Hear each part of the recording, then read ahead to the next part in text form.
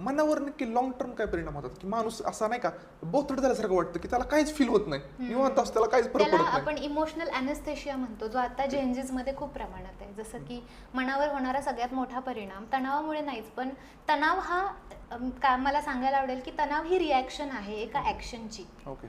तणाव म्हणजे हे सिम्पटम्स आहेत, आत काहीतरी आग लागली आहे त्याचे सिम्पटम्स आहेत. मग ते काय असू शकतं? तुमचा ब्रेकडाऊन झालाय, तुम्हाला कोणीतरी खूप फसवलंय कशात तरी, तुम्ही कुणाकडून तरी अपेक्षा ठेवल्यात आणि ते सगळंच तुटलंय, किंवा तुम्ही एखाद्या गोष्टीमध्ये तुम्हाला कम्पेअर केलं जातंय आणि तुम्हाला ते कम्पॅरिझन आतमध्ये हे करतंय, आणि तुमच्या जवळची एखादी व्यक्ती एक्सपायर झाली आहे, किंवा तुमच्यासोबत काहीतरी खूप अनवॉन्टेड थिंग झाली आहे, एखाद्याचा रेप असेल, एखाद्याला छेडछाड असेल, किंवा मला वाटतं हरॅसमेंट केलेली असेल, अशा पद्धतीचे गोष्टी झाल्यानंतर येणारी गोष्ट तणाव म्हणजे ती रिॲक्शन आहे.